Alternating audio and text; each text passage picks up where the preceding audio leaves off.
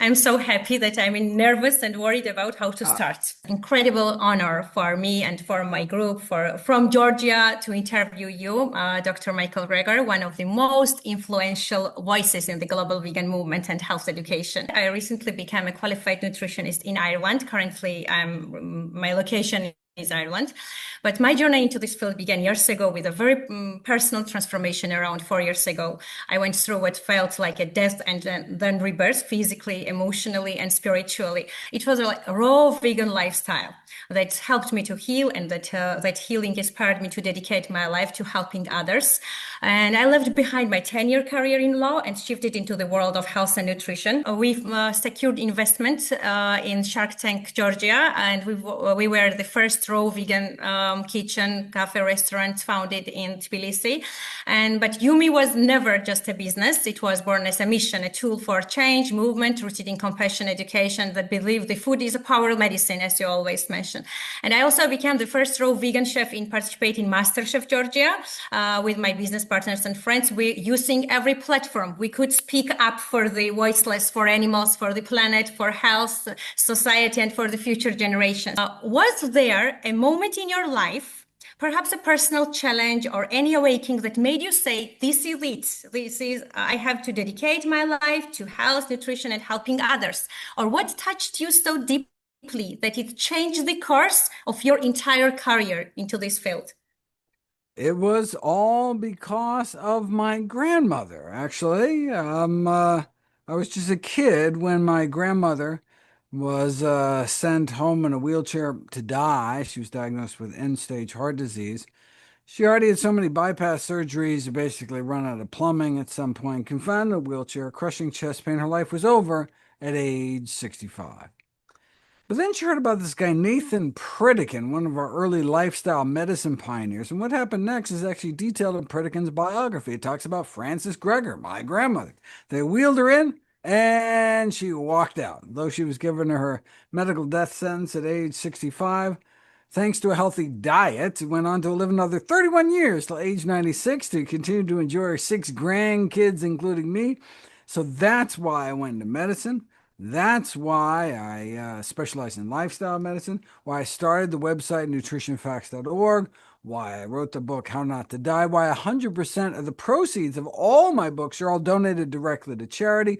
I just want to do for everyone's family what Pritikin did for my family. So good. I have three kids also, and both our family, all of us are vegan. So many Wonderful. people still believe it's impossible to live a healthy life without animal products. But something clearly convinced you to choose this path, not just personally, but professionally, yeah? Was there a key moment, powerful research or inner realization that made you truly believe a whole food plant diet is not just an option, but the best path forward for health and humanity? Absolutely. It was 1990 with the publication of Dr. Dean Ornish's landmark lifestyle heart trial in The Lancet, a very prestigious medical journal, which proved for the first time in a randomized controlled trial that you can actually reverse the course of heart disease, the number one killer in most of the world, for both men and women. Now Pritikin had been, reversing heart disease for years, but this was the first time we actually see it in black and white using something called quantitative angiography. We actually see the arteries get bigger, the blood flow increase. And so that should have been it. I mean, I'd seen it with my own eyes, but there it was in black and white in some of the most prestigious medical journals. And so, here's the potential cure to our number one killer. Yet, hundreds of thousands continue to die of this preventable, arrestable, reversible condition. And so that's what, had me dedicate my life. Like, what else is there in the medical literature that just got Mhm. lost down some rabbit hole because it didn't have some corporate budget driving its promotion? How else could I help my patients? Protein. So many people panic over protein, like it's some rare treasure only found in animals. Can we please settle this one and for all? Is it really possible to get enough protein on a vegan diet? And what are the best plant-based sources you'd recommend? I know a lot of videos about it, but please just shortly. Absolutely. It's not just can you, but these are the best sources of protein. are plant-based sources of protein. The plant protein superstars of the kingdom are legumes, beans, split peas, chickpeas, and lentils. This is for a variety of reasons, because of the baggage that comes along with protein found in animal foods like the saturated fat and cholesterol, whereas the baggage that comes along with the quote unquote baggage that comes along with plant protein is the fiber, the phytonutrients, the antioxidants, the potassium, things that people tend to not get enough of. I mean, there's lots of other reasons why plant protein sources are preferable. And, one only needs zero point 0.8 grams per healthy kilogram of body weight a day. So that's about 45 grams a day for the average height woman, 55 a day for the average height man, which is easy to get eating whole, Mhm. healthy foods. And why do you think it's so misunderstanding and misinformation about this? Oh, So it's false just information about it's protein. just marketing. It's just there's a lot of money to be made. It's like, well, wait a second. Why is there a soda industry? How is drinking liquid candy, how is that good for anybody? Why does that exist? It exists because you can make tremendous amount of money Mhm. by selling people sugar water Absolutely. and protein supplements or protein bars or God knows, right? Mhm. I mean, it's just I mean, that's really behind the ills of so much of what we see in the nutrition world. It's incredibly profitable. The processed food industry is a $1 trillion industry. People have to eat multiple times a day. They may only buy a, toaster once in a while, but you got to eat. So there's just so much money to be made. But the most profitable foods often are the least healthy foods, right? The healthiest foods are produce, fruits and vegetables. But it's a terrible thing to sell. You're a businesswoman, right? It's perishable. It Absolutely. it it it goes bad. It rots on the shelf. That's not how you make money, right? You want Yeah, a snack cake that sits on the shelf for a few months. That's how you make money. And it's not even a branded item. Not even a broccoli grower is going to put an ad up for broccoli because you'll just buy their competitor's broccoli, right? The incentive structure, there's just no absolutely agree. incentive and so fruits and vegetables are often sold as a loss in grocery stores. They just want to bring people into the stores to get them to buy the really profitable stuff on the checkout aisle, like the snacks, the salty or sugary snacks, the soda, because then it's all profit. Absolutely agree. If you sell just a can of basically sugar water, how many cents Mhm. you could sell for a few dollars, and it's just like a few Yeah. pennies I mean, it's all profit. I mean, that's how you make Yeah, money. So thank it's you not. for your sincere answer. People still trust doctors, yeah, more than anyone. Yet many stay silent about the real dangers of meat and dairy. Why is the medical field so quiet about this? And where are all the vegan nutritionists we so badly need? What's holding the truth back? Well, doctors have a severe nutrition deficiency in education, right? Most doctors were just never taught about the impact healthy nutrition can have on the course of illness. And so they graduate without this powerful tool in their medical toolbox. And there are also institutional barriers, time constraints, lack of reimbursement. In some countries, doctors simply aren't paid to Hmm. counsel people to take better care of themselves. Of course, drug So you companies. think also educational system is outdated?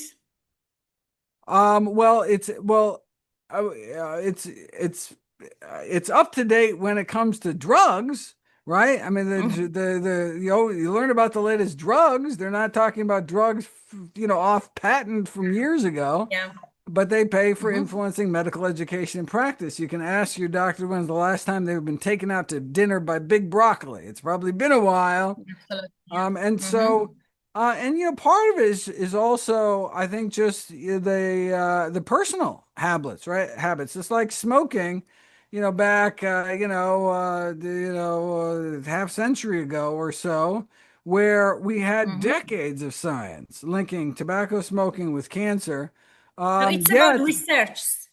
well, no, so the research was there, but it's just smoking was normal. Most doctors smoked, right? Mhm. Here in the Uh-huh. States, the average Even per now. capita cigarette was 4,000 cigarettes a year. The average person smoked half pack a day. It was just normal. And so Yeah, yeah, absolutely. similarly today, eating foods that contribute to our disease epidemics of disease and death, it's normal. Mhm. So, it's hard for someone to for a doctor who's Yeah. smoking to tell someone to stop smoking, similarly, it's a Yeah, this doctor is a with a crazy world cheeseburger. where even Yeah, slavery was normal, yeah, but now gradually, unfortunately, things everything are changed. better. Food is a medicine, yeah. What is the one ingredient or food group maybe you believe should be on everyone's plate every single day, and why that one? Well, I mean, that's what my daily dozen is for, right? The daily dozen checklist of all the healthiest of healthy foods I encourage people to fit into their daily routine. Available as a free app, right? Dr. Mhm. Greger's Daily Dozen. If I just had to pick a few, if there were just three things to add to someone's diet, it would be berries, the healthiest fruits, greens, the healthiest vegetables, and legumes, the beans, split peas, chickpeas, or lentils. Okay, If there thank were you. just three things to remove from one's Yeah, diet yeah, first, it would be soda, trans fats, partially hydrogenated oils, and then yeah. processed meat like bacon, ham, hot dogs, lunch meat, sausages. Okay, thank you. And in today's fast-paced world, how can we realistically build a balanced, healthy diet each day without stress and overthinking? Yeah, is there a simple formula or mindset we can follow? Well, we can center our diets around the healthiest foods out there, which are unprocessed plant foods. In fact, that's what we Mhm. see in the blue zones around the world, the areas with the longest lived, healthiest populations, where they're, minimizing their intake of processed foods, meat, dairy, sugar, eggs, salt, while maximizing fruits, vegetables, whole grains, legumes, nuts and seeds, mushrooms, herbs and spices, basically real food that grows out of the ground. Those are our healthiest choices. And be honest with us, raw vegan or cooked vegan, what feels better for your body? And so we are raw vegan, as you know, so no pressure at all, but we might be slightly biased. I encourage people to eat a combination of raw and cooked foods. There are some toxins that are created when food is Mhm. cooked. Mhm. So like acrylamide, for example, advanced glycation end products, which is one of the reasons why eating raw foods is a good idea. At the same time, some nutrients become more absorbable upon cooking, so you get more beta carotene in your bloodstream eating cooked carrots than raw carrots, or more lycopene for the red pigment in tomatoes when you eat processed tomato products like tomato paste or tomato sauce compared to raw tomatoes. So I encourage a combination. The most important thing, center your diets around Okay. plant foods, cooked or not, Mhm. decreasing our intake of animal products and processed From food. your perspective, Dr. Greger, when do you think the world might reach a 50-50 shift towards veganism, at least? Are we getting close or do we still have a long journey ahead? Give us some hope, please. So, in concise way, is the future real vegan? True or not true? It depends on what you and your listeners do. It's not going to happen magically. It Uh-huh. all good social change in history came about because people worked their entire lives. Even those who worked and never saw the fruits of their labor. You talked about the ending of slavery. It was not that long ago. And people, worked their entire lives in the shadows. But you do it because it's the right thing.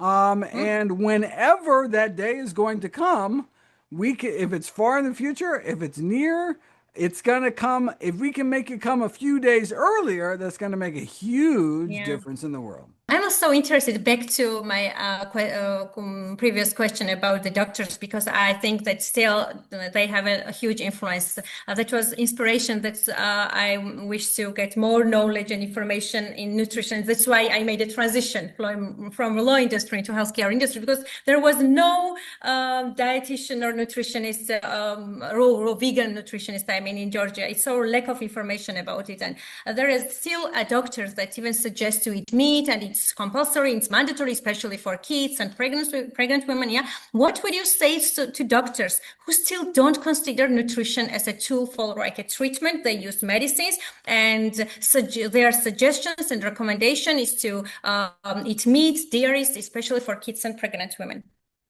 Well, my recommendation is to look at the literature. I mean, it's very possible they weren't taught this, but I mean, to look at the disease reversal data. And so, you talk to a doctor in primary care, and what do they see every day? They see chronic disease. They see, type 2 diabetes. They see high blood pressure.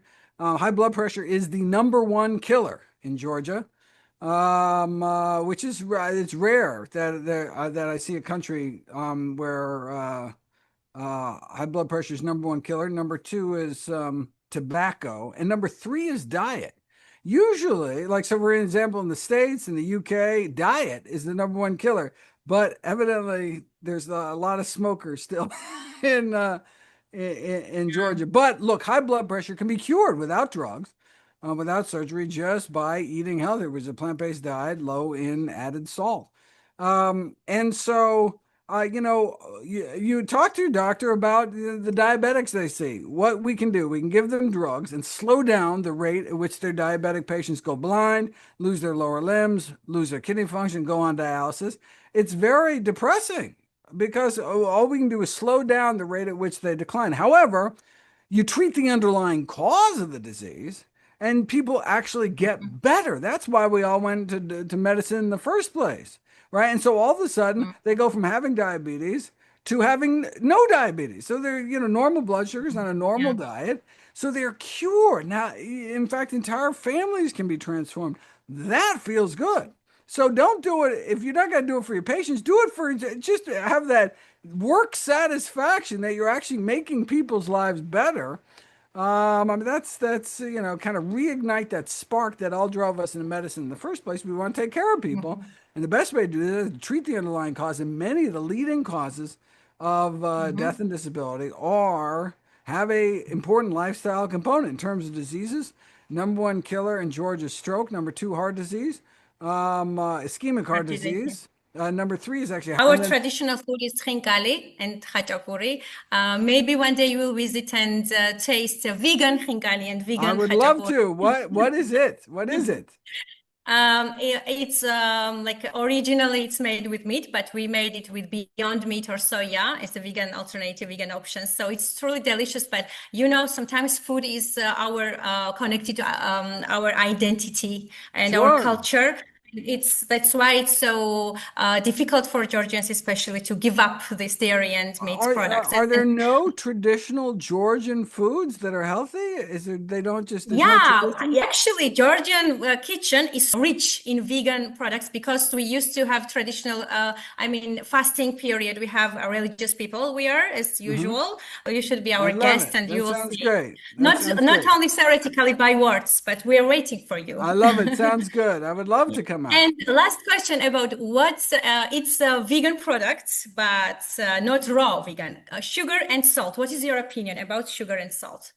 You should cut down on sugar and salt, particularly in Georgia, since high blood pressure is the number one risk factor for death. Stroke is the number one killer of Georgian men and women. And so, if you're going to do anything, you would cut down on added salt.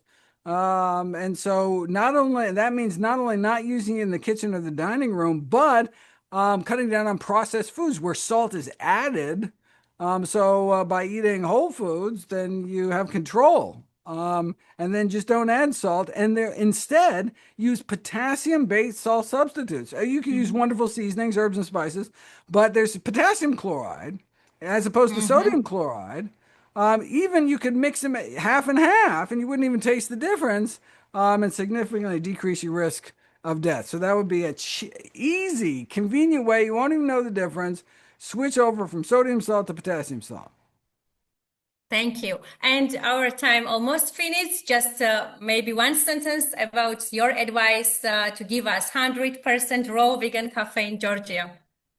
Well, the good news is we have tremendous power over our health, destiny, and longevity, that the vast majority of premature death and disability is preventable with a healthy enough diet and lifestyle. Keep up the wonderful work and look forward to coming to Georgia on my next trip to Europe. We are waiting for you and thank you again. Bye. Bye bye.